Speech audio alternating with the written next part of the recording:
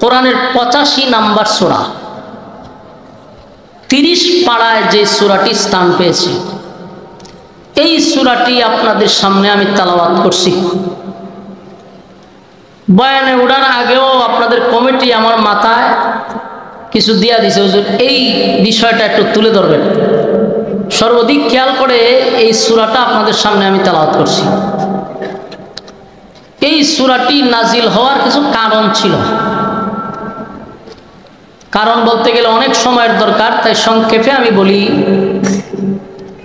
এই সূরাটি নাজিল হয়েছিল নির্যাতিত মুসলমানদেরকে সান্ত্বনা দেওয়ার জন্য।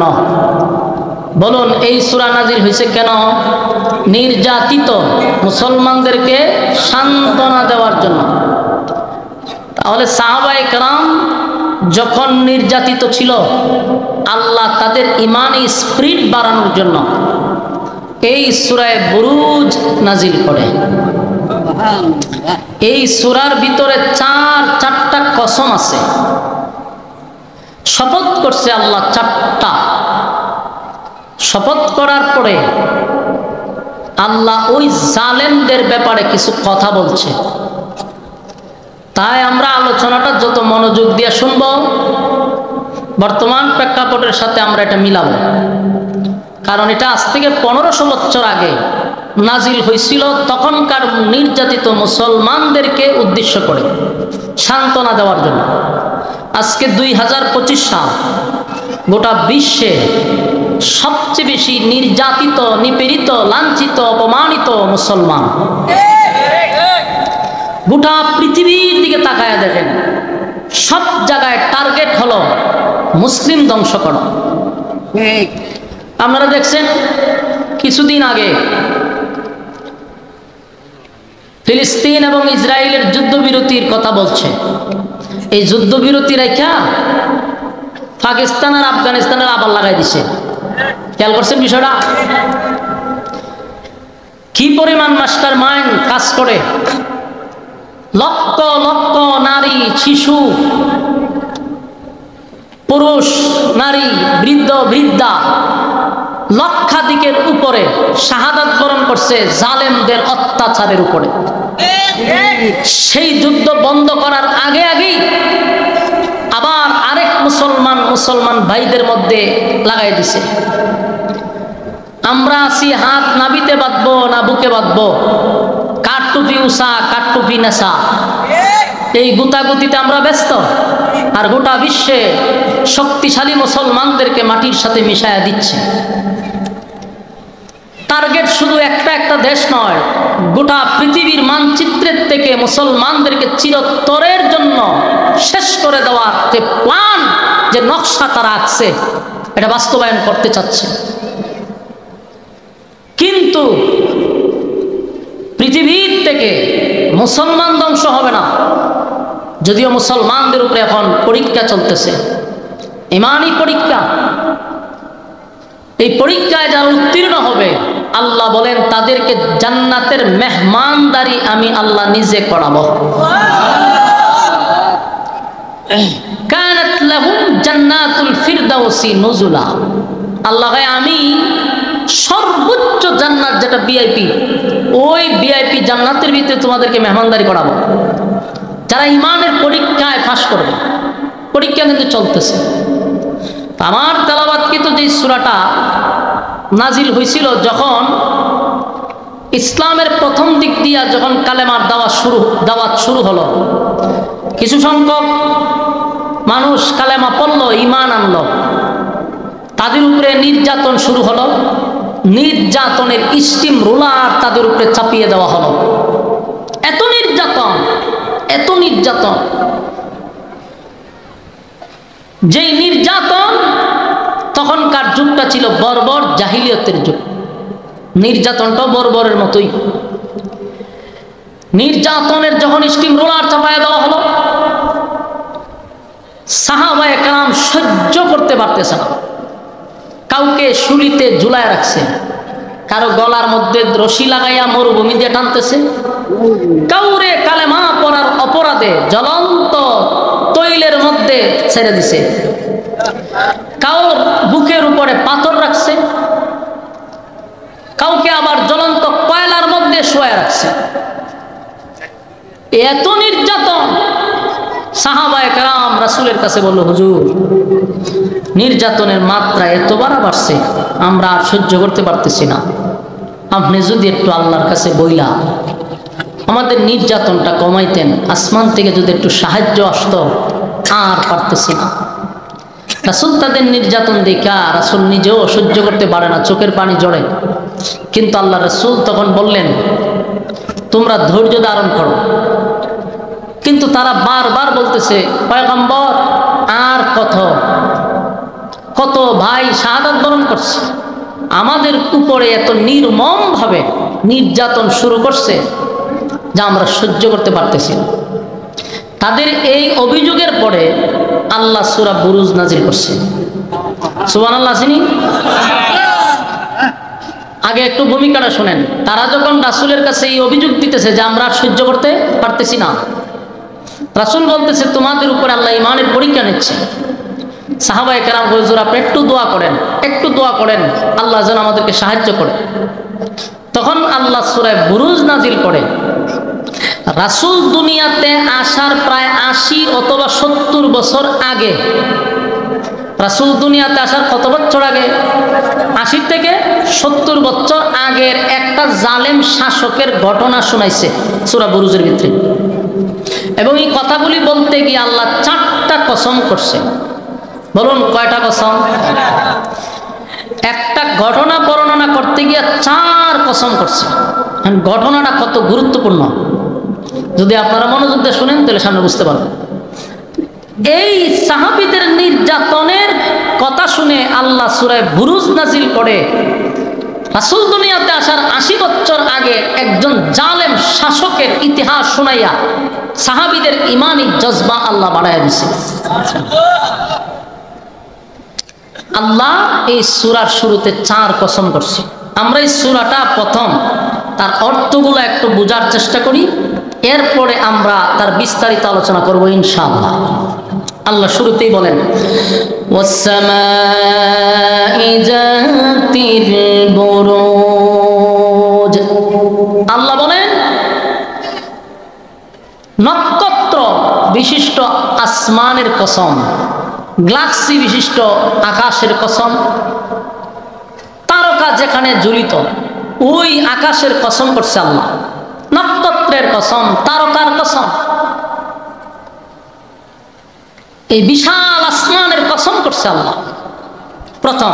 এরপর আল্লাহ বলেন ওয়াল ইয়াউমিল মাউউদ, যেদিন বিচার হবে, মালিক ইয়াউমিদ্দিন, আল্লাহ যেদিন বিচারক হবে সেই দিনের কসম বলতে কিয়ামত দিবসের কসম।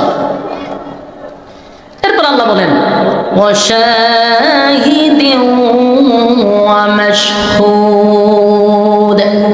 এই আয়াতে 2টা কসম, ওয়াশাহিদ ওয়া মাশহুদ। আল্লাহ বলেন যেই দিনটা ঘুরে ঘুরে তোমাদের সামনে আসে সেই দিনের কসম বলতে ইয়াউমুল জুমআ, ইয়াউমুল আরাফা, জুমার দিনের কসম, আরাফার দিনের কসম। তাহলে কসম হইল কটা?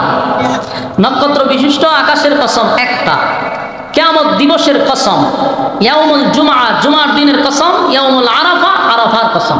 4 কসম।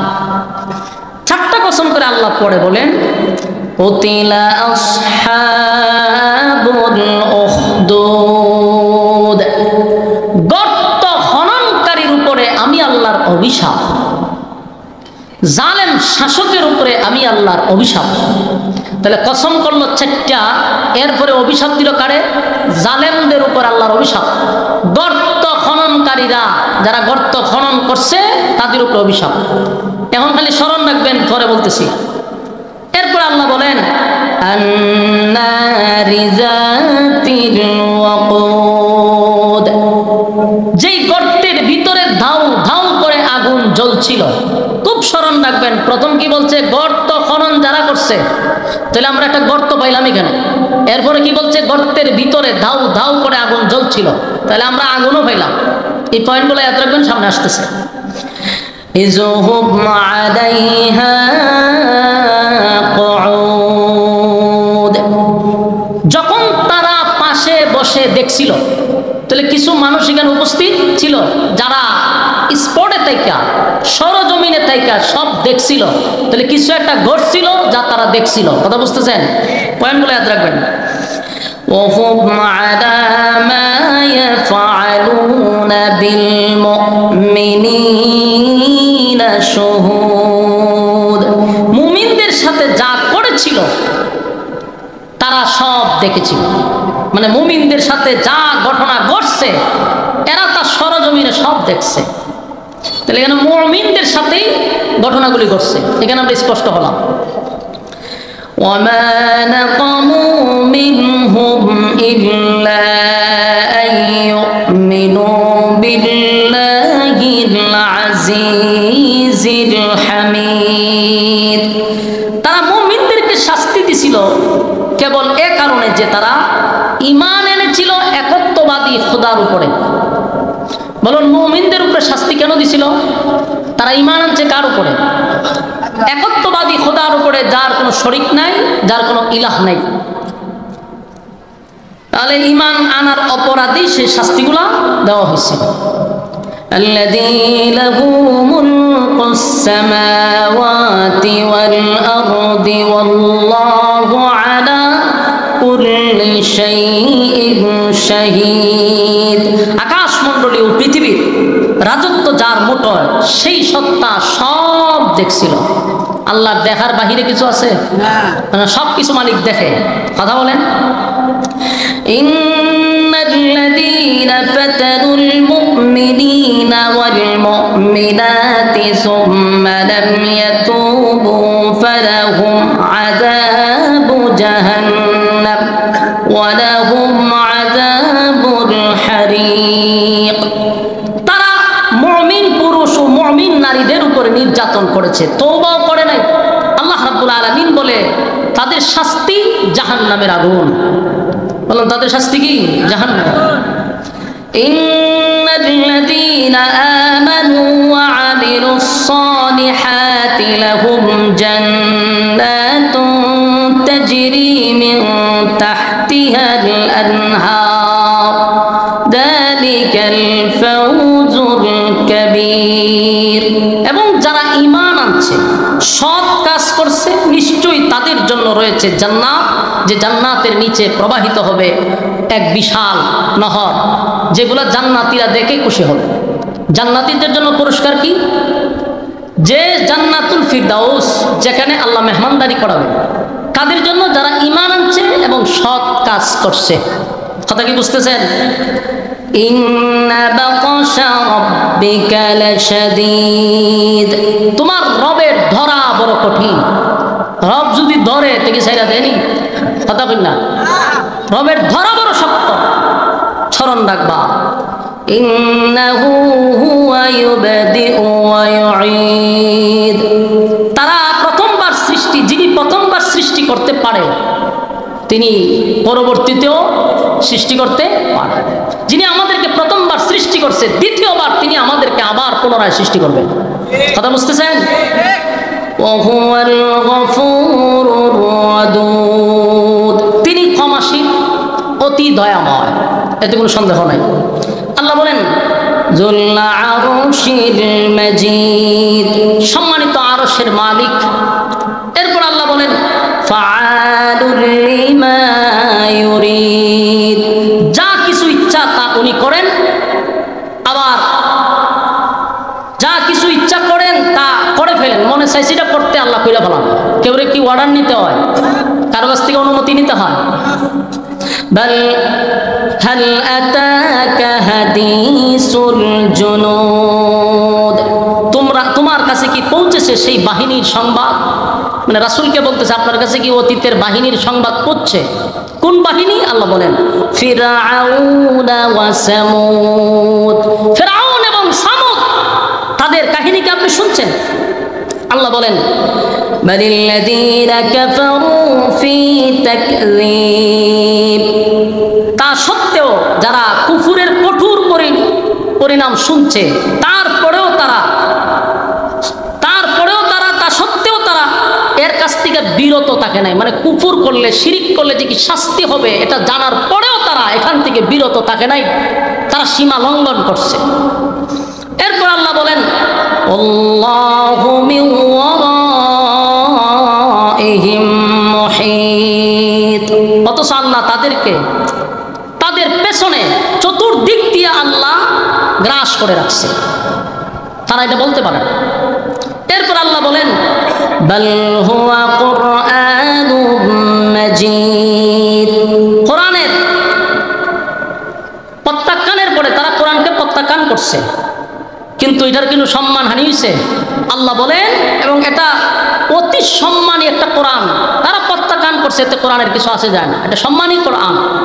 এরপর আল্লাহ বলেন ফি লাউহে মাহফুজ, এটা লাউহে মাহফুজে লিপিবদ্ধ করা। তাহলে আমরা পুরা বুরুজের সরল তর্জমা শুনছি, বলুন এতক্ষণ সূরা বুরুজের সরল তর্জমাগুলো শুনছি। আসলে এখন আমরা বুঝার চেষ্টা করি সূরার ভিতরে 4টা কসম কেটে কোন জালেম কোন গর্তওয়ালার কথা আল্লাহ বলছে, গর্তের ভিতরে আগুন কিভাবে দাউ দাউ করে জ্বলছিল, কারা বৈশা দেখছিল, এই কথাগুলি আমরা উপস্থাপন করবো ইনশাআল্লাহ।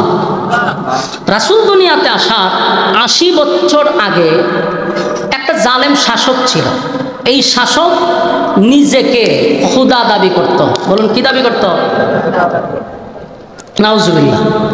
সে নিজেকে প্রভু রব বলে মানুষের কাছে উপস্থাপন করত। যারা তাদের খোদা মানত না তাদেরকে হত্যা করত, এবং তার খোদা এটা টিকায় রাখছিল জাদুবিদ্যার মাধ্যমে। তখন জাদুর খুব প্রভাব ছিল, জাদু দিয়া মানুষকে তার আয়ত্তে রাখত, তার অনুকূলে রাখত। তখনকার সবচেয়ে বড় যে জাদুঘর ছিল সেটা বাদশার আন্ডারে চলত, কিন্তু এই জাদুঘর বৃদ্ধ হয়ে গেছে। বৃদ্ধ হয়ে যাওয়ার কারণে এই জাদুঘর বাদশার কাছে একটা লিখিত অভিযোগ দিল যে বাদশা, আমি একেবারেই বৃদ্ধ হয়ে গেছি, যদি মারা যায় তাহলে আপনার এই রাজত্ব টিকায় রাখবো কে, আর খোদা দাবি করবেন কিভাবে? জাদু দিয়া মানুষকে আমি আপনার প্রতি বশ করে রাখছি, এখন আমি মারা গেলে সব শেষ।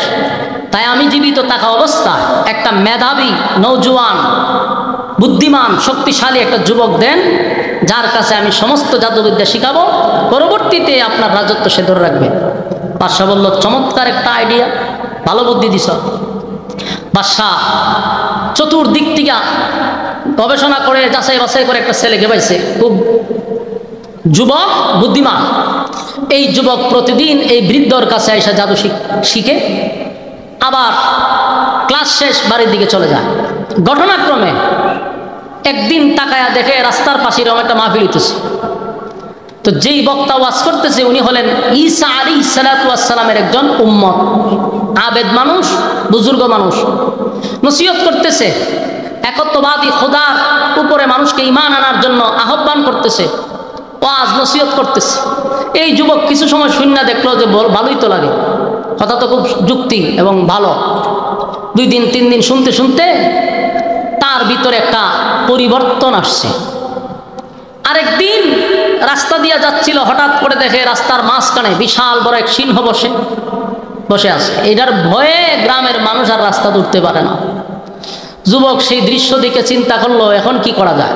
হঠাৎ তার মাথায় একটা আইডিয়া আসছে যে আজকেই হবে আমার পরীক্ষা। ছোট্ট একটা পাথর নিয়ে বলল যে আমাদের যে বাদশা, যে নিজেকে খোদা দাবি করে, সে যদি সঠিক খোদা হয়, সেই যদি রব হয়, তাহলে তার নাম নিয়ে ঢিল মারলাম, সাথে সাথে যেন এই সিংহটা মারা যায়। খারাপ ডাক দিয়েছে, মন্ত্রী কেন আয়? মন্ত্রী আছে, তুই কি সব দেখোস নাকি? ভাই আমি সব দেখি। তো তোর চোখ বালা করছে কে? আমার রব। বাদশা চিন্তা করছে রব তো আমিও। বাদশা খুশি হয়ে হইতে আগে হইবি না, আগে আমারও জানাইতি, আমি বিশাল একটা আয়োজন করতাম, আরো মানুষ সব একত্রিত করতাম, আর সবার সামনে তুই কইতি, আমার মর্যাদা আরো বেড়ে যেত। মন্ত্রী হয়ে রে, আমি যে রবের কথা বলছি এই রব তো তুই না, তুই তো ভণ্ড, প্রতারক, জালেম, তুই মানুষকে ধোঁকা দিচ্ছস। আমি যার উপরে ঈমান আনছি ওনার জন্মও নাই, ওনার মৃত্যুও নাই, উনি কারো কাছ থেকে জন্ম নেয় না, কাউকে জন্ম দেয় না। সুবহানাল্লাহ বারে গিয়া লাম ইয়ালিদ ওয়া লাম ইউলাদ কারো কাছ থেকে জন্ম নেই নাই, কাউরে জন্ম দেই নাই। ওয়ালাম ইয়াকুল লাহু কুফুয়ান আহাদ, আমার সমকক্ষ কেউ নাই। তাহলে বাদশার জন্ম আসেনি, মৃত্যু আসেনি, খাওয়ান আসেনি, ঘুম আসেনি, সব আছে। লা তাখুযুহু সিনাতুন ওয়ালা নাওম। আল্লাহ কয় আমার ঘুম নাই, আমার তন্দ্রা নাই। এই যুবক ভাইরা, মালিক বলে আমার ঘুম নাই, আমার তন্দ্রা নাই। আমি কারো কাছ থেকে জন্ম নেই না, কাউরে জন্ম দেই না। আমি আল্লাহ চিরঞ্জীব, কিন্তু মানুষের জন্ম আছে রে, মানুষের মৃত্যু আছে, মানুষের খাওয়ান আছে, মানুষের ঘুম আছে, মানুষের তন্দ্রা আছে। আমি জীবন বর্তরে অন্ধ অবস্থায় খোদা মানছিলাম, কিন্তু এতদিন তোরে রব মেনে আসছি, কোন উপকার তোর কাছ থেকে আমি পাই নাই। আমি জন্ম অন্ধ, জীবনে কোনোদিন এই পৃথিবীর সৌন্দর্য আমি দেখি নাই। আমি যে মা বাবার ঘরে জন্ম নিছি, মা বাবারেও কোনোদিন দেখি নাই। মানুষ আল্লাহ কেমন বানাইল সেটাও আমি কোনোদিন দেখি নাই। আমার রবকে আমি মাত্র একবার ডাক দিছি, আল্লাহ বলে ডাক দিছি, সাথে সাথে আমার রব আমার চক্ষুটা ফিরায়া দিস। সেই রবের গোলামি করব বাকি জিন্দেগি যতদিন বেঁচে থাকবো। বাদশার মেজাজ গরম, শান্তি গরম। বাদশা কয় আমার টাকায়, আমার বেতনে তোর জীবন চলে। আমার সামনে দাঁড়াইয়া আরেকজনকে রব মানলি, কত বড় সাহস! কে কোথায় আছো? মন্ত্রী গ্রেপ্তার কর। মন্ত্রীরে গ্রেপ্তার করছে, রিমান্ডে ঢুকাইছে, মন্ত্রীরে নির্যাতন শুরু করছে। কে তোরে খোদার পরিচয় দিছে রে? কে তোরে একত্ববাদী খোদার পরিচয় দিছে? রিমান্ডে মাইরে সহ্য না করতে পেরে মন্ত্রী বলল, রাষ্ট্রীয়ভাবে যে জাদুবিদ্যা শিখছে যে যুবক, আমি তার কাছ থেকে আমার রবের পরিচয় পাইছি। সাথে সাথে যুবকরে গ্রেপ্তার করছে। যুবকরে এত নির্যাতন শুরু করছে রে, বল যুবক তুই কালেমা পাইলি কো? রবের পরিচয় তুই পাইলি কোথায়? নির্যাতনের কারণে যুবক বলল, ওই যে একজন পাদ্রী, সে আমার রবের পরিচয় শিখাইছে। পাদ্রীরও গ্রেপ্তার করছে। তিনজনকে আটকাইয়া নির্যাতনের পর নির্যাতন। বলল, বল আমার রব মানুষ, যতই মাইর খায় কিন্তু ইমান দেয় না। সুবহানাল্লাহ বাড়ি দিয়া। আমার যুবক ভাইরা, অষ্টগ্রামের ভাইরা, এই সূরাটা নাজিলি হয়েছিল ইমানের জজবা বাড়ানোর জন্য, নির্যাতিত সাহাবীদেরকে আল্লাহ খুশি করার জন্য, সান্ত্বনা দেওয়ার জন্য মালিক সূরা বুরুজ নাজিল করল। ইমান কারে কয়? ইমান কত প্রকার, ইমান কত প্রকার। যতই নির্যাতন করো কিন্তু তারা এক আল্লাহর উপরে ইমান আনছে, এটা ছাড়ে না। বাদশারে তারা খোদা মানতে রাজি নয় রে। বাদশা নির্যাতনের মাত্রা বাড়ায়া দিছে, কিন্তু কালেমা ছাড়ে না। আমার যুবক ভাইরা, এত নির্যাতন, বাদশা এবার সিদ্ধান্ত নিল, ওই মন্ত্রীর মাথার উপরে একটা করাত রাখছে। করাত চিনে গাছ দেখালে, করাত রেখে বলল, যদি কালেমা না ছাড়স করাত দিয়া 2 ভাগ করব। বলুন, এই করাত যদি আমি বক্তার মাথার উপরে রাখে, আপনাদের ব্যাপারে জানি না, আমি নিজেরই চিন্তিত। আমার মাথার উপরে যদি করাত রাখে রে, আমার ইমান কতটুকু ঠিক থাকবে? মালিক, আমাদের ইমান বড় দুর্বল, এমন কোন পরীক্ষা মালিক আমাদের উপরে দিও না। এই যদি আমাদের মাথার উপরে করাত রাখে, বলুন ইমান কয়জনের থাকবো? কথা দেখুন না, আপনারা সবাই তো আল্লাহর ওলি, আপনারা নিশ্চিন্তা, আমি নিয়ে চিন্তা আছি। আমার মাথার উপরে করাত রাখলে আমি নিজেই চিন্তিত, আপনারা সব আল্লাহর ওলি, আপনার উপরে আরো কিছু রাখলো ইমান আনবো।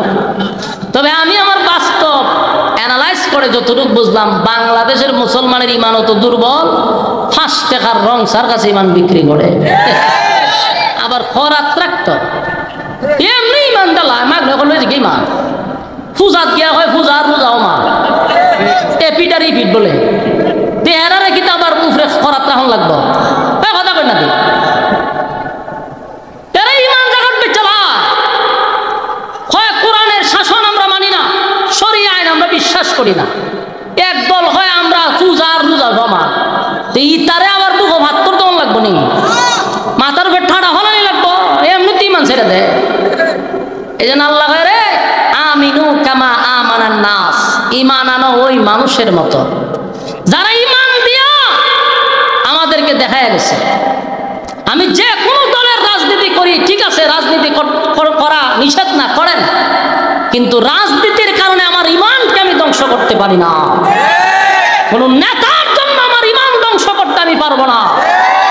সেই রাজনীতি করলে আমার ইমান থাকে না, এমন রাজনীতির গোষ্ঠী কিলাই আমি, গোষ্ঠী কিলাই তো রাজনীতির গোষ্ঠী কিলাই। আমার ইমান আগে, আমার পরিচয় আমি একজন ইমানদার, সুতরাং ইমান থাকার পরে যদি রাজনীতি করলে চলে, আমি সেই রাজনীতি করব। যেই রাজনীতি করলে আমার ইমান থাকে না, এমন রাজনীতিকে আমি 14 তালাক দিলাম।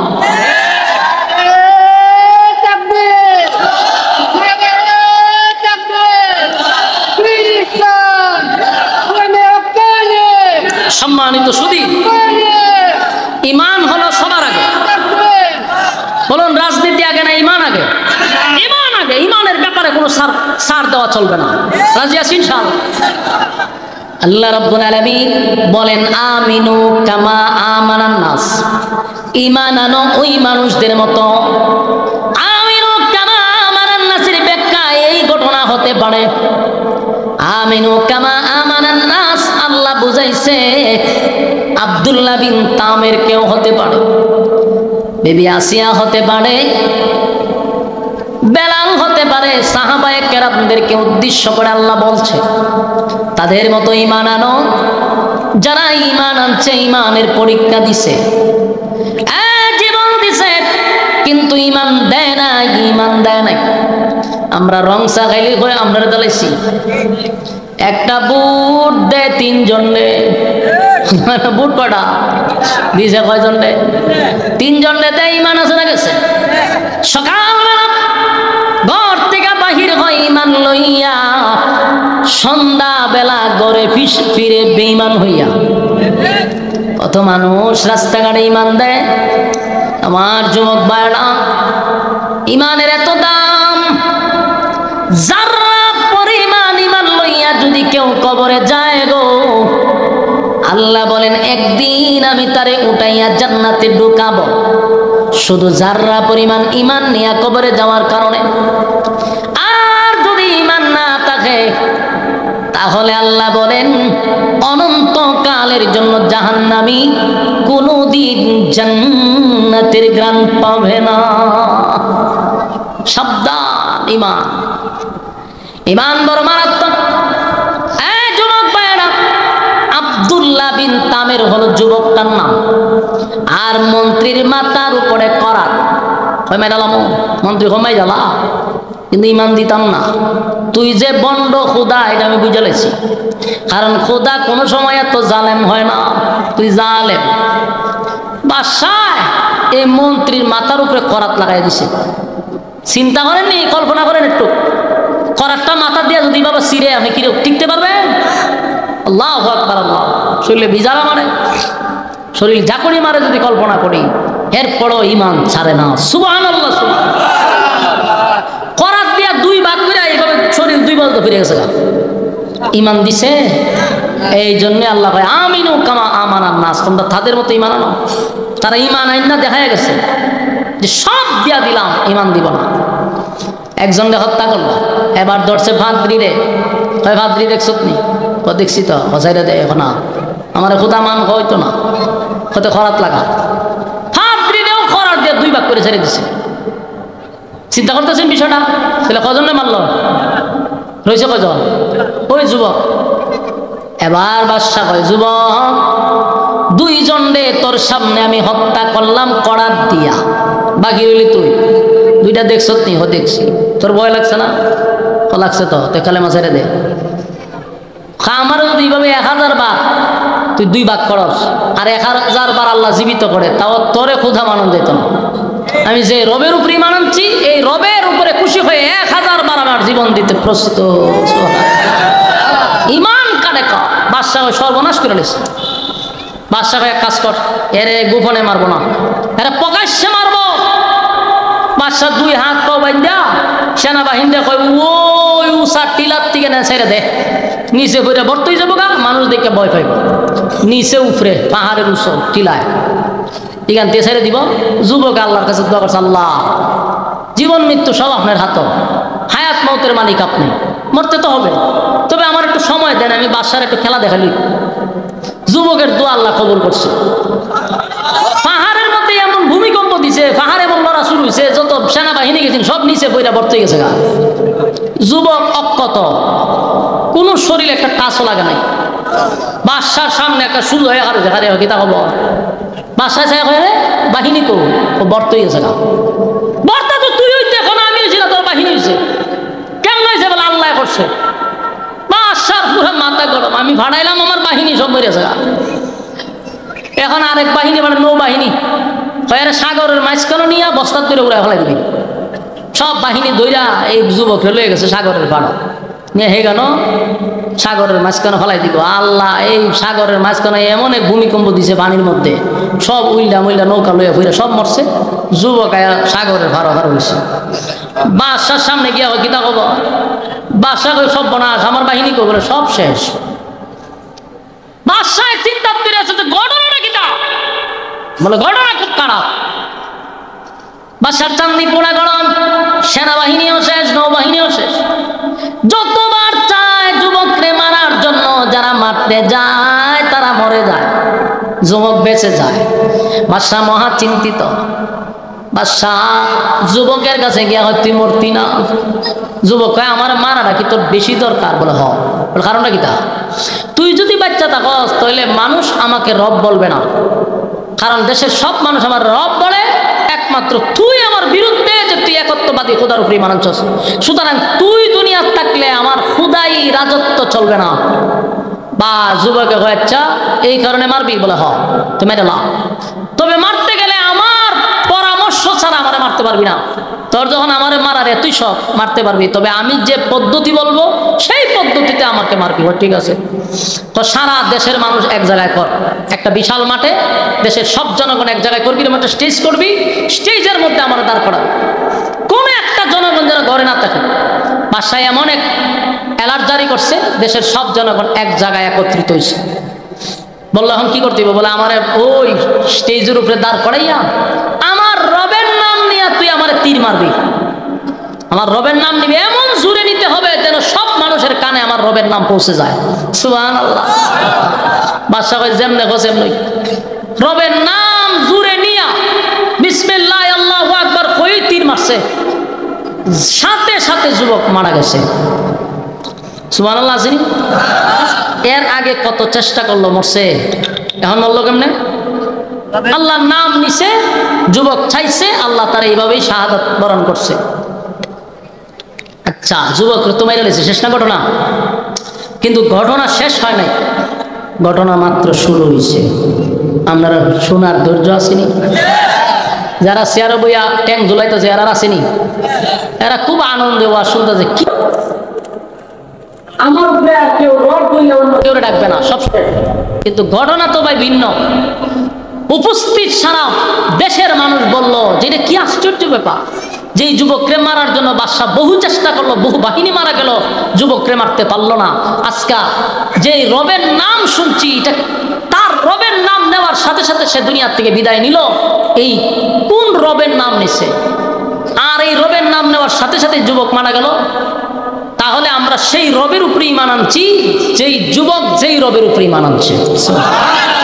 দেশের যত জনগণ আছেন সব কালেমা পড়ে করে ঈমান আনছে।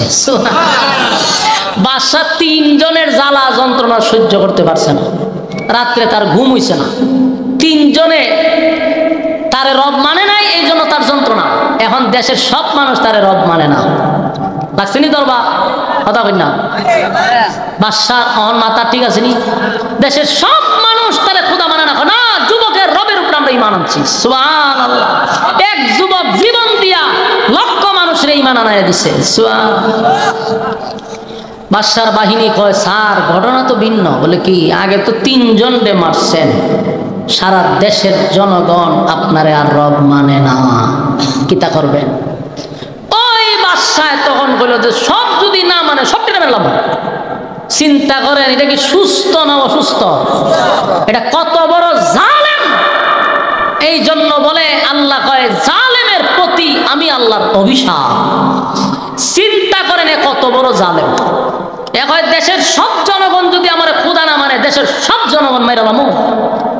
তুই জনগণ দিয়া তুই বাদশা, আমার কথা আপনারা বুঝেন কম। হ্যাঁ হু কম জানা তেন আমি বুঝতাম যে বুঝতা যে বলুন এই বাদশা যে হইছে এটা কার মাধ্যমে? জনগণের মাধ্যমে না। আমরা দেশের সরকার কারে দিয়া? জনগণ দিয়া। যেই সরকার জনগণকে মূল্যায়ন করে না, সেই সরকার চেয়ারে বসে থাকতে পারে না। জনগণকে যখন বুইর আঙ্গুল দেখাইবা তখন এই চেয়ারে আর বসতে পারবে না। জনগণ যদি তোমাদেরকে বুইর আঙ্গুল দেখাইয়া দেয় তাহলে জমিনে ফাড়া দিতে পারবে না, আকাশে উইরা যাইতে হবে, আকাশে। নেক্সট টাইমে যারা আসবে তারাও যদি মনে করে জনগণকে আমরা ডেম্পিয়ার বুইর আঙ্গুল দেখাও, তাহলে অপেক্ষা করো, জুতার বাড়ি সবার কপালে থাকবে। আল্লাহ সম্মান দিয়া এখানে বসাইছে, যদি সম্মান পাওয়ার পরে অপব্যবহার করো, আল্লাহ কয় ফেরাউন্নারে যেইভাবে জুতা দাবাইছি, নমরুদ্দারে যেভাবে জুতা দাবাইছি, এইভাবে জুতার বাড়ি চলতে থাকবে কিয়ামত পর্যন্ত। চেয়ার পাইলেই অপব্যবহার করা যাবে না। কথা বুঝতেছে? আমাদের সমাজে সম্মান পাইলে আর পিছনে তাকায় না। তুই সম্মান কারে দিয়া পাইলি? জনগণে দিয়া। কিন্তু এই জনগণে যখন মানুষ আর মূল্যায়ন করে না, তখনই আস্তে আস্তে বিস্ফোরণ ঘটে, ঠিক কিনা? বাদশা কত বড় জালেম, সব মেরালাম। সেনাবাহিনী কি তখন বলো হ সব মেরালাম। তেমন দেশ দেশ চালাই লাগতো না, আমার খুদামান তুইব এতে দেশ জনগণ সব মেরালাম। ক্ষমতা থাকবার লেগে প্রয়োজনে কয়েক লক্ষ জনগণ মেরে লিখতে রাজি। বাস্তব না বাস্তব? মাইরা তোলাইছি নো চাইছি নি বাবা, এটা দেশের সব মেরে থাকা, কিন্তু আমার চেয়ার থাকতেইব। বাস্তব না বাস্তব? অত সোজা না। জনগণ সব মেরে লিব। বাদশার কথা অনুযায়ী বাদশা বলে কাজ কর, বিশাল এরিয়া নিয়া গর্ত খনন করা শুরু কর। গর্ত হয়েছিননি? কথা হয় না। প্রথম না তর্জমা শুনছিলেন? গর্ত হয়েছিননি? এই আস্তে আস্তে একটা বাইরে আইব, মনোযোগ দিয়ে শুনতে হইব। ওই যে আল্লাহ কইছে কুতিলা আসহাবুল উখদুদ, গর্ত খননকারীর উপরে আমি আল্লাহর অভিশাপ। তাহলে গর্ত হয়েছিননি? এই বাদশায় গর্ত খনন করছে, বিশাল গর্ত, গর্ত খনন করছে। এরপরে আল্লাহ কয় আন্নারি যাতিল ওয়াকুদ, গর্ত খনন করার পরে গর্তের ভিতরে ধাউ ধাউ করে আগুন ধরাইয়া দিছে। পাইছেন আগুন? আন্নারি যাতিল ওয়াকুদ, গর্তের ভিতরে ধাউ ধাউ করে আগুন জ্বলতেছে, আগুন লাগাইয়া দিছে। যেই মাত্র আগুন ধরাইয়া দিছে, এই পরিস্থিতিতে যখন আগুন ধরাইয়া দিল, আগুন দাউ দাউ করে জ্বলতেছে। এই জালেম শাসক করলো কি, যারা তার রব মানে না এদেরকে দইরা দইরা এই আগুনের মধ্যে উড়ায় ফেলাই দিতেছে, ধরে আর ডিল দিয়া ফেলায় আগুনের মধ্যে।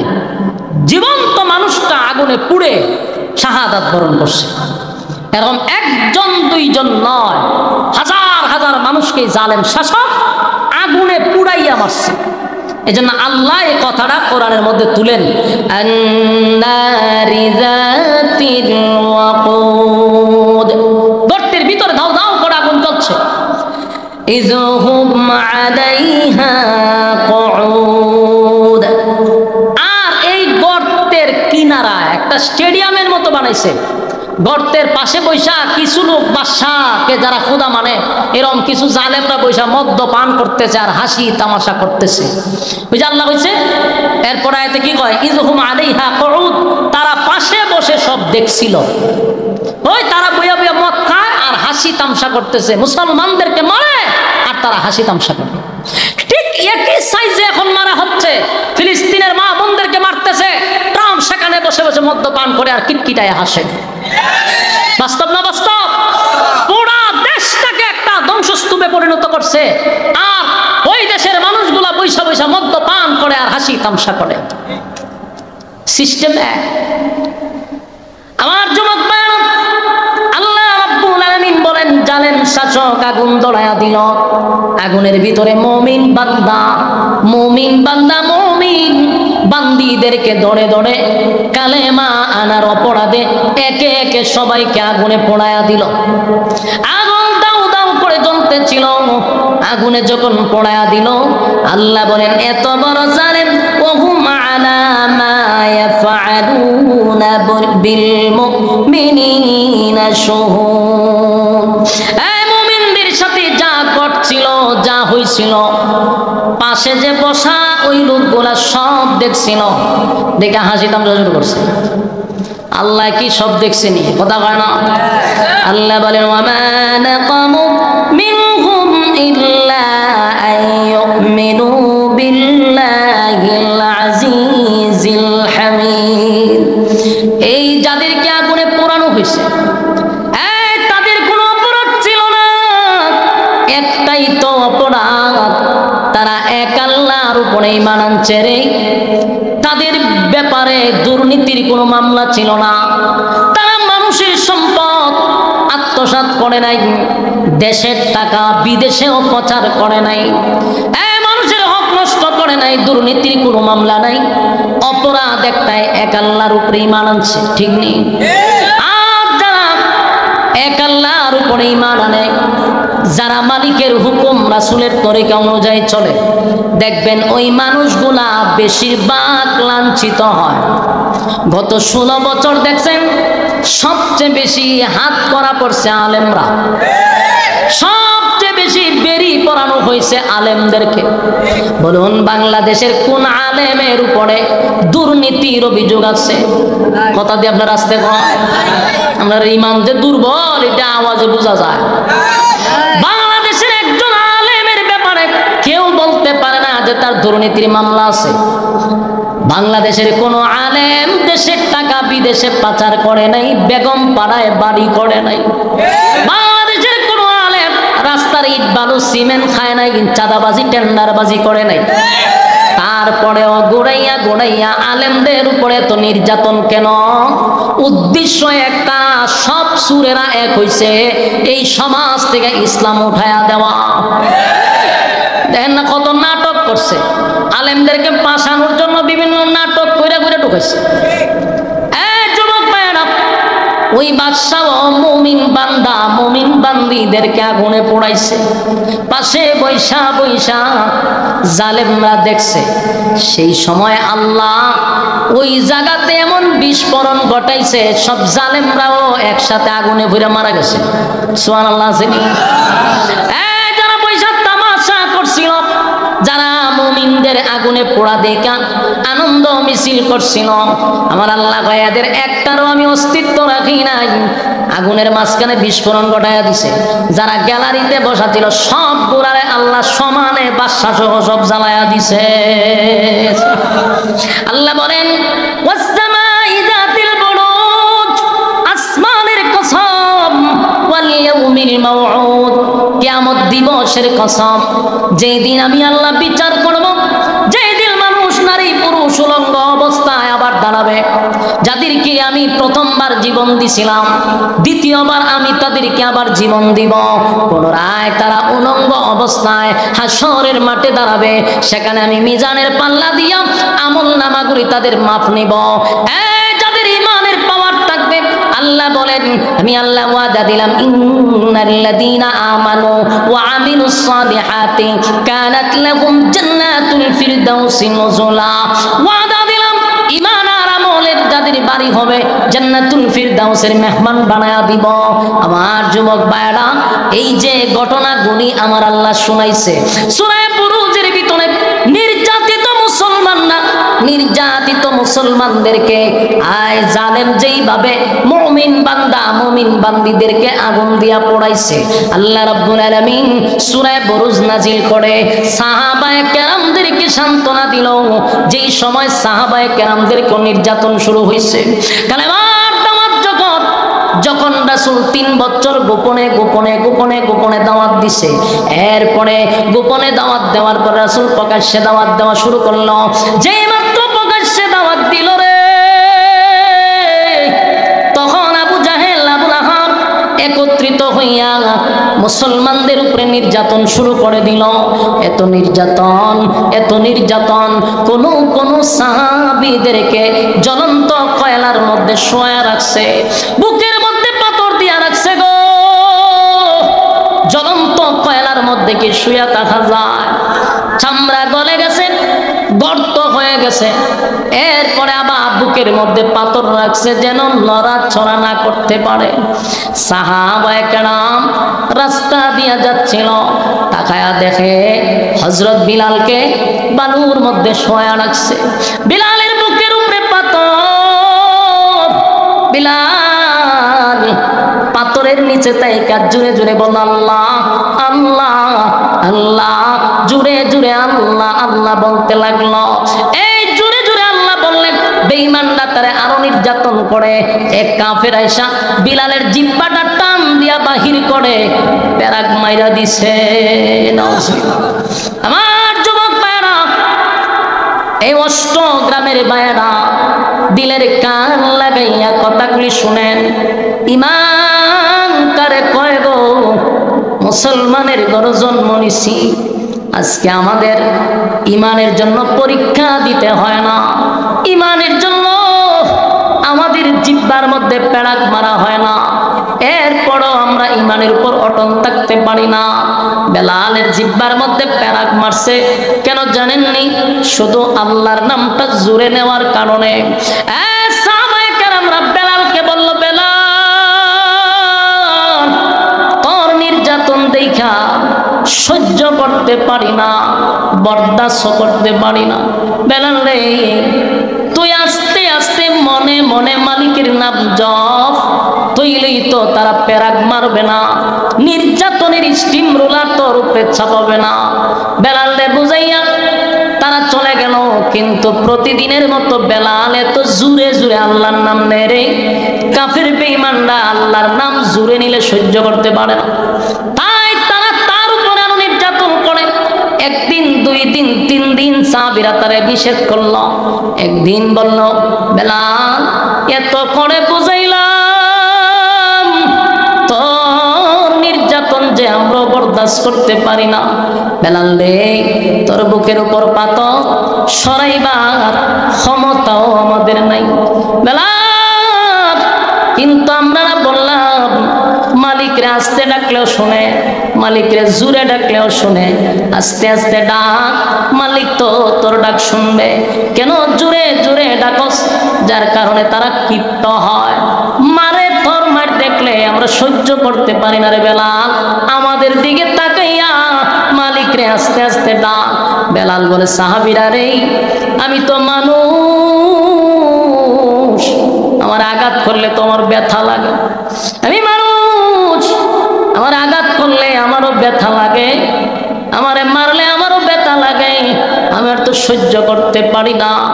এই যে মরুভূমির প্রচন্ড এক গরমের মধ্যে আমার শোয়া রাখলো, আমি লড়তে পারি না, আমার বুকের উপরে পাথরটা উড়াইয়া রাখছে, আমার জিহ্বা নাড়াইতে পারি না, পেরাক ঢোকায়া রাখছে। আমি মানুষ, আমার কষ্ট হয়, রক্তে মাংসে আমি একটা মানুষ, নির্যাতন আমি সহ্য করতে পারি না। তাই আমি জোরে জোরে আমার মালিকের নাম নেই, আমার মালিকের নামের মধ্যে আমি এত মজা পাই। আমি যখন আল্লাহ আল্লাহ বলে ডাকি রে, আমার এই নামের মধ্যে আমি মজা পাই। তাই আমার উপরে এত নির্যাতন হয়, এত নির্যাতন হয়, আমি আমার নির্যাতনের কথাটাই ভুলে যাই, আমার মালিকের নামের স্বাদের কাছে চিৎকার দিয়া কোন সুবহান। একটা জবান বন্ধ রাখবেন না, বলুন আল্লাহু আকবার। আরো জোরে কোন আল্লাহু আকবার। এই ইমানের আওয়াজ দিয়ে বলুন আল্লাহু আকবার। আল্লাহর নবীর সাহাবীরা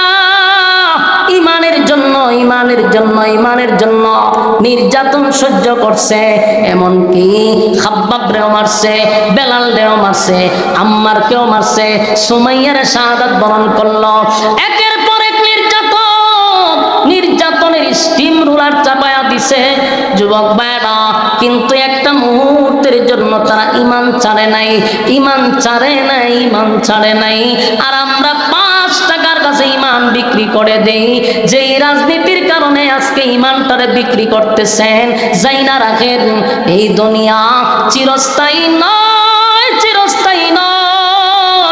একটা চেয়ারের জন্য, একটা পদের জন্য জীবনটারে বরবাদ করেন, তাস করে ইসলামের বিরুদ্ধে একটা কথা বলে ফেলেন, একবারও চিন্তা করলেন না এই দুনিয়া ক্ষণস্থায়ী, এই দুনিয়া চিরস্থায়ী না, এই দুনিয়ার শুরু আছে শেষ আছে।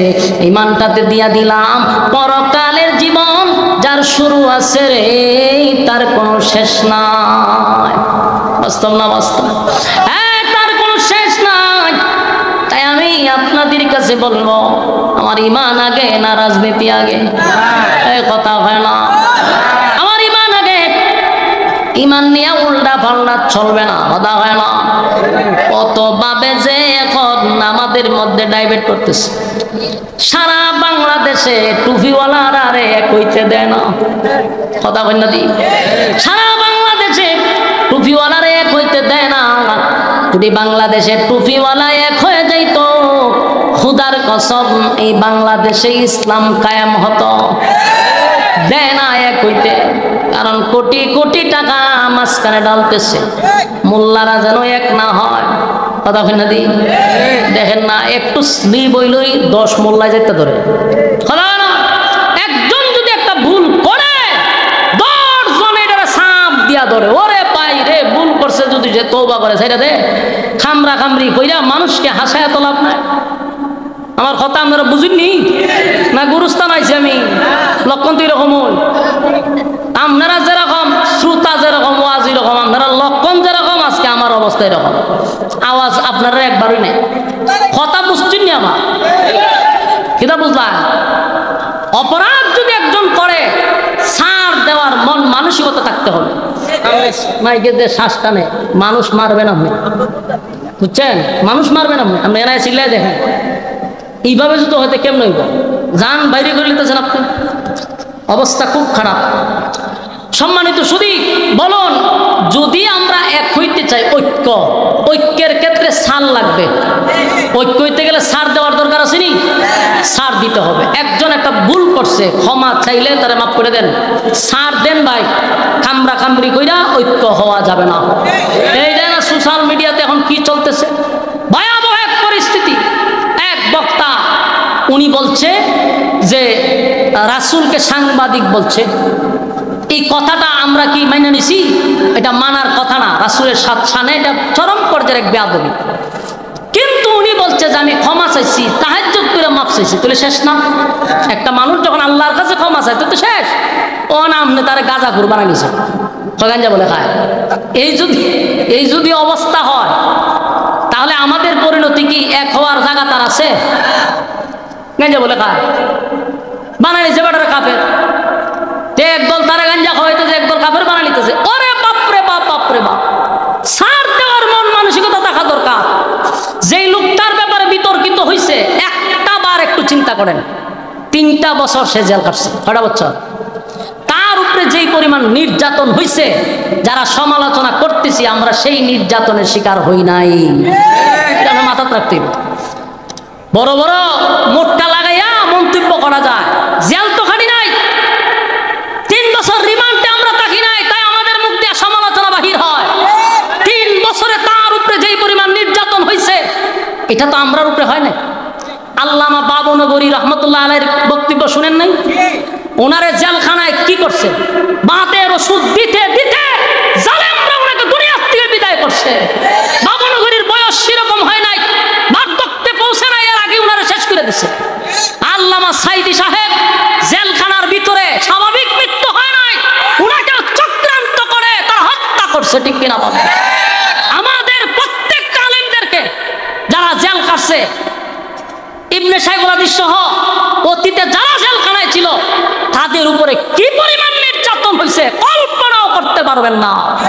তাই তারা ভুল করলে, তারা যদি হয় আমরা তওবা করছি, মাফ করে দেন, সমালোচনা করেন না। তাদের উপরে অত্যাচার হয়েছে, তাদের উপরে জুলুম হয়েছে, মাথা ঠিক নাই। ওই যে আমরা ফিরছি হুজুর, এই ছোট ছেলেটারেও কিন্তু কম নির্যাতন করছে না, উল্টা পাল্টা করে আমরাও দেখছি। কিন্তু তার হাতে বেরি, তার পায়ে বেরি, যেই নির্যাতনটা সহ্য করছে আমি করি নাই। আমি সমালোচনা তো করতে পারবো না, আমি তো মারি খাই নাই। আমার শরীর স্বাস্থ্য বালা, ফেট অত বড়, আমার খাওয়ান ঠিক আছে, ঘুম ঠিক আছে, তো সুতরাং আমার তো সমালোচনা বাইরিব, সমালোচনা করতে পারবো আমি। নির্যাতন সহ্য করলে ফেট এত বড় হওয়ার কথা না। যেন সাবধান, আমরা ছাড় দেওয়া শিখি। আমরা চাই ঐক্য হইতে, ঐক্যের ক্ষেত্রে আমরা ছাড় দেই, কামড়া কামড়ি বাদ দেন। একটা লোক যদি বড় দিছে, মাফ করে দেন। মানুষকে হাসায়েন না, মানুষকে তামসা দেখায়েন না। আজকে টুপিওয়ালা সব এক হয়ে গেলে আমাদের উপরে আঙ্গুল তুল্লা তাকাইবার কেউ ছিল না। আফসুস আর আফসুস, একটা চেয়ারের জন্য আমি মৌলবী পর্যন্ত ইমান নষ্ট করতেছি। অথচ ইমান হাসরের মাঠে যদি যাররা পরিমাণও লইয়া যাইতে পারেন, তাও কোনোদিন জান্নাতের গ্রান পাবেন। বলুন কতটুক গেলে জান্নাতের গ্রান পাওয়া যাবে? আর যদি একবারই লইয়া না যেতে পারেন, ভয়াবহ অবস্থা শুরু হবে। আল্লাহ বলেন, আমিনু কামা আমানান নাস, ঈমান আনো তাদের মতো, ওই মানুষদের মতো যারা ঈমান দিয়া দেখায়া গেছে। যুবক ভাইরা, আম্মার রে তারা মার সামনে, সন্তানের সামনে মারে উলঙ্গ করছে, মার লজ্জাস্থানে বর্ষা দিয়ে আঘাত করছে, এরপরেও তারা ঈমান ছাড়ে নাই, ঈমান দিয়া দেখায়া গেছে। আমরা যারা আছি আজকের থেকেই ওয়াদাটা অন্তত করেন যে আমরা সব ছাড় দিতে পারি, কিন্তু ঈমানের ক্ষেত্রে কোনো ছাড় আমাদের কাছে হবে না, ঠিক কিনা বলেন? ঈমানের ক্ষেত্রে কোনো ছাড় নাই। আর সব বিষয়ে আমরা ঐক্য হব ইনশাআল্লাহ। আমরা ছোটখাটো বিষয়ে ছাড় দিয়া দেই, মৌলিক ঈমানের ক্ষেত্রে আমরা সবাই এক, ঠিক কিনা বলেন? আগামীর বাংলাদেশ হবে ইসলামের বাংলাদেশ, ঠিক কিনা বলেন? আগামীর বাংলাদেশ হবে আলেম উলামাদের বাংলাদেশ, ঠিক কিনা? আজকাল পরশু হোক, আসবে রে বিজয়, একদিন আসবে রে বিজয়। আজকাল পরশু হোক, আসবে রে বিজয়, একদিন আসবে রে বিজয়। কালেমার সঙ্গিন হাতে নিয়ে ভাদার সাগর পাড়ি দিয়ে, কালেমার সঙ্গিন হাতে নিয়ে ভাদার সাগর পাড়ি দিয়ে এগিয়ে যাব নেই কো ভয়। আজকাল পরশু হোক, আসবে রে বিজয়, একদিন আসবে রে বিজয়। আওয়াজ কম, এলে আপনার কাছে গুরুস্থান নাকি মানুষের সঙ্গীত গানি আওয়াজ দিতে কত, আওয়াজ দিবেন তো ইনশাআল্লাহ। আজকাল পরশু হোক, আসবে রে বিজয়, একদিন আসবে রে বিজয়। আজকাল পরশু হোক, আসবে রে বিজয়, একদিন আসবে রে বিজয়। আমাদের এই পথ চলা থামবে না কোনো দিন, আমাদের এই পথ চলা থামবে না কোনো দিন। এভাবেই একদিন উঠবে বেঝে আমাদের বিজয় বিন। যতই বাধায় আসুক না, কখনো পিছু হটব না, যতই বাধায় আসুক না, কখনো পিছু হটব না। আমরা মুজাহিদ ও কত ভয়, আজকাল পরশু হোক, আসবে রে বিজয়, একদিন আসবে রে বিজয়, ঠিক কিনা? মিছিলে আর মিছিলে সকলের ঢেকে যাই, এই পৃথিবীর আর কোথাও এই মিছিলের তুলনা নাই। মিছিলে আর মিছিলে সকলের ঢেকে যাই, এই পৃথিবীর আর কোথাও এই মিছিলের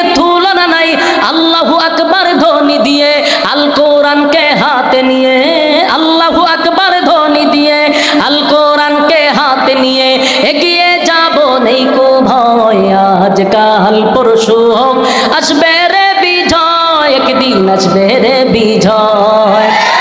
আজ কাল পরশু হোক, আসবে রে বিজয়, একদিন আসবে রে বিজয়। কালেমার সঙ্গিন হাতে নিয়ে বাদার সাগর পাড়ি দিয়ে, কালেমার সঙ্গিন হাতে নিয়ে বাদার সাগর পাড়ি দিয়ে এগিয়ে যাব নেই কো ভয়। আজ কাল পরশু হোক, আসবে রে বিজয়, একদিন আসবে রে বিজয়।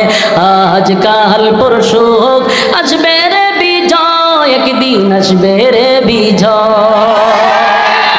ঠিক কিনা বলেন? বিজয় আসতে গেলে ঐক্য হতে হবে, ঠিক কিনা? কারা কারা ঐক্যের সাথে একমত হাত তুলে বলেন লিল্লাহে তাকবীর, লিল্লাহে তাকবীর। হ্যাঁ, আপনারা হাত তুলে রাখেন, বলেন সবাই ঐক্যের পক্ষে রাজি আছেন তো ইনশাআল্লাহ? আমার পিছনে একটা মসজিদ নির্মাণ করা হচ্ছে, মসজিদের উদ্যোগেই মাহফিল। আপনারা এই মসজিদে যতটুক পারেন শরীক হওয়ার নিয়তে পকেটে হাত ঢোকান, যতটুক পারেন মসজিদ নির্মাণের উদ্দেশ্যে, মসজিদের এই উদ্যোগে মাহফিল, যতটুক পারেন পকেটে হাত ঢোকান, সবাই শরীক থাকবেন ইনশাআল্লাহ। জলদি করেন, জলদি, কেউ খালি হাতে যাবেন না, কেউ খালি হাতে যাবেন না। আমি অত্যন্ত খুশি যে আপনারা মোনাজাত পর্যন্ত বলছিলেন থাকবেন, একটা মানুষ উঠেন নাই। আল্লাহ তাআলা আপনাদের দুনিয়া আখিরাতের ইজ্জত দান করবে, আমিন। হ্যাঁ, রুমাল লয়ে যান, ভিতরে ঢুকেন, এদিকে ঢুকেন না গা, জলদি করেন, জলদি। মসজিদের জন্য যতটুকু পারেন আপনারা শরীক থাকার চেষ্টা করবেন। আলহামদুলিল্লাহ, আপনাদের এই কমিটির অনেক মানুষও তারা অক্লান্ত পরিশ্রম করে যাচ্ছে। বিশেষ করে এই অষ্টগ্রাম উত্তরপাড়া আদর্শ মসজিদ ও যুবক বৃন্দের উদ্যোগে আজকের এই মাহফিল, এই যুবকদের অক্লান্ত পরিশ্রম, এই সুন্দর আয়োজন। ইনশাআল্লাহ আপনাদের জন্য আগামী বছরও তারা সিদ্ধান্ত নিচ্ছে, এর থেকে আরো বড় সড়ো করে মাহফিল করানোর চেষ্টা তারা চালাইতেছে ইনশাআল্লাহ।